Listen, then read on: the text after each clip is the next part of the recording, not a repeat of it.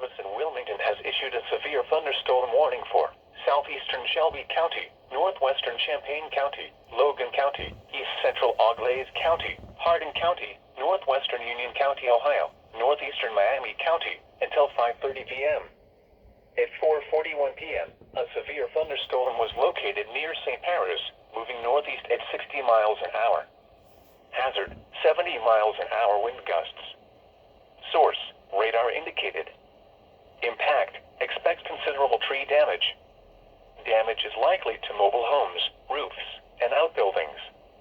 Locations impacted include Belle Fountain, Kenton, Ada, St. Paris, West Liberty, Russell's Point, DeGraff, Lakeview, Alger, Bell Center, West Mansfield, Chippewa Park, Northwood, Blanchard, Roundhead, Quincy, Mount Victory, Rush, Sylvania, McGuffey, and Fletcher.